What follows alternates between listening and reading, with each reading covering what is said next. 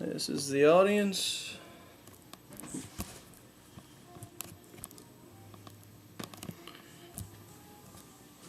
Okay.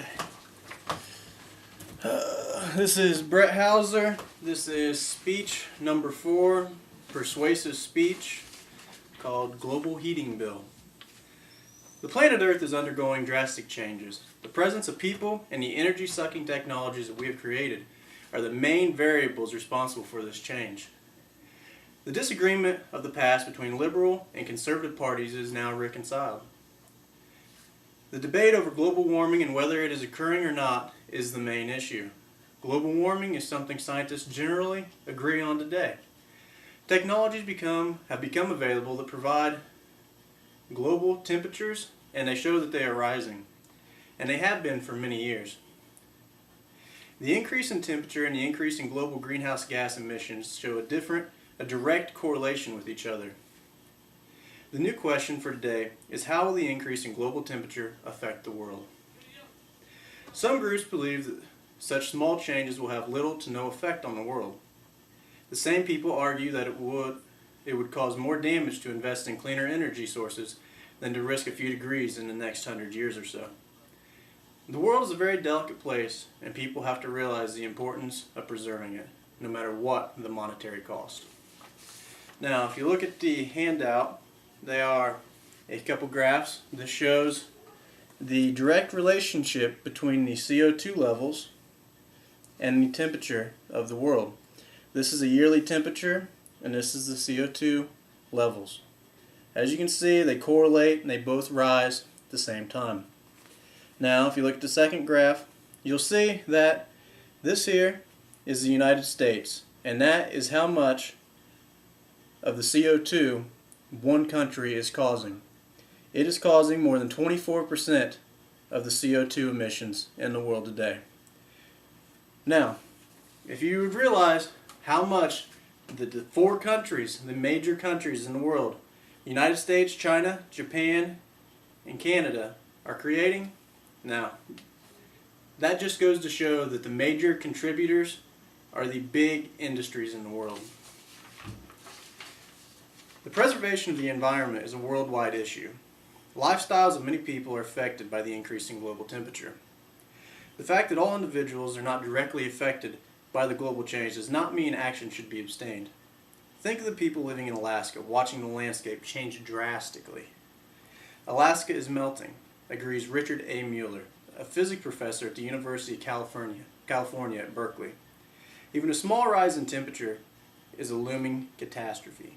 He recalls seeing drunken trees along the roadside, their shallow roots loosened, softened in the softening soil. Crazily leaning houses and meadows sunken 3 feet lower than the surrounding forest because the permafrost had melted. The people of Alaska are in danger of losing homes and businesses, but this is a minor loss compared to the issues in several countries. Outside the United States, there's widespread support for action, probably because the consequences of human-induced climate change is more apparent. In Europe, for example, an extreme heat wave in 2003 killed more than 25,000 people, nearly 15 of them in France, 15,000 rather.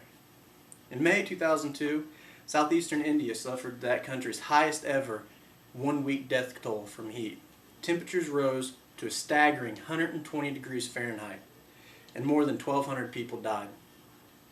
If the loss of human life is not reason for action, well, what is? The increase in temperature may seem insignificant to some, a few degrees in the last century, but few realize just how delicate the climate is. The slight temperature increase causes ocean currents to change, the main driving force of climate patterns. This increases the chance for more extreme weather to occur throughout the world. Officials also expect coastal erosion problems associated with rising sea levels, health effects such as new infectious disease and heat stroke, increasing numbers of forest fires, and ecological issues affecting salmon. The issues aforementioned are just a few of the major problems looming in the near future. Many conservatives argue that the economy is more important than the greenhouse effect occurring in the world. They say that the cost of going green is bad for business and bad for the economy. This is nonsense. The creation of a more environmentally friendly society has numerous benefits. One of the benefits is job creation. In this down economy where millions of people are out of work, new jobs are hard to find and they're wanted and needed. The creation of solar panels, wind turbines, hybrid vehicles, and even many other environmentally friendly objects take people to build and maintain them. Benefits of going green are not solely for the individual. A growing number of businesses, including Walmart, the world's biggest retailer, are concluding that saving the environment is good for the bottom line. Big business are not just going green for the popularity. Corporate executives say that they implement green practices for a variety of reasons. To attract more customers, cut costs, drive up the value of their company's stock, recruit and retain high-quality employees, and assure their company's long-term health. The executives of large businesses across the world agree that they are able to cut costs and be more appealing to the customer with green techniques. With that being said, how is going green bad for the economy when individuals and companies benefit from the outcome? The energy needs in the world are overwhelming, and right now there is no possible way to find an alternate way to compensate 100% for the energy we need. Currently, nearly 80% of the world's energy comes from burning fossil fuels. Currently, in the United States, it's 86%. Coal produces 52% of the electricity consumed in the United States, and oil powers nearly all U.S. transportation. The thought of fulfilling all the energy needs without coal is ridiculous. It will take several different techniques to make a dent in the amount of fossil fuels used today.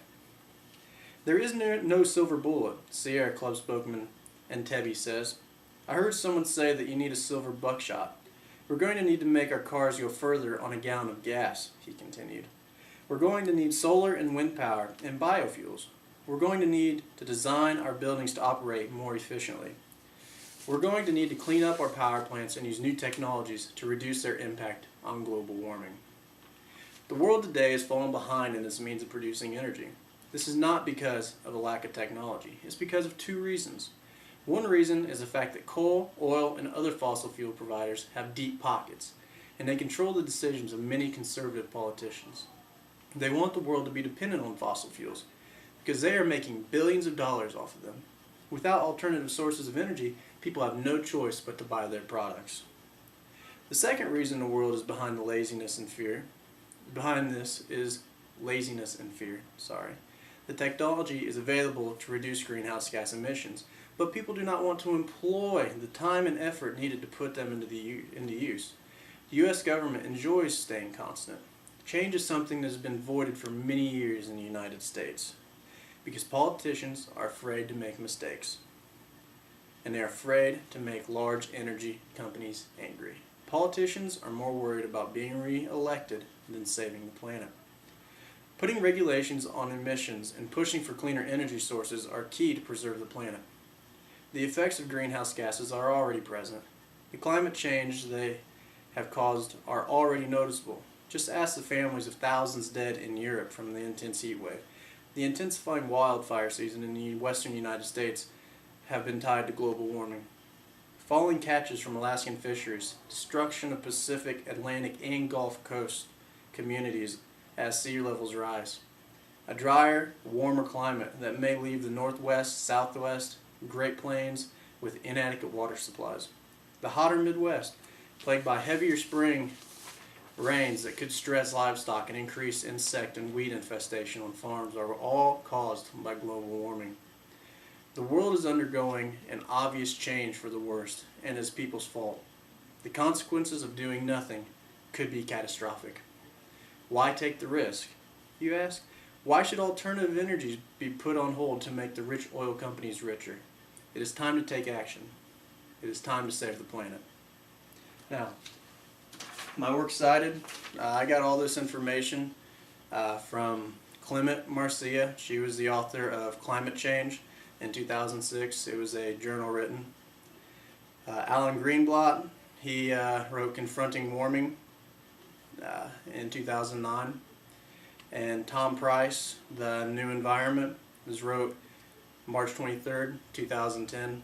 All this information is up to date and current, and the graphs that I received came off of Google Images, and they are part of the NASA website. Please do everything you can to help our planet, and we are here, and it is our duty to protect the world. Thank you.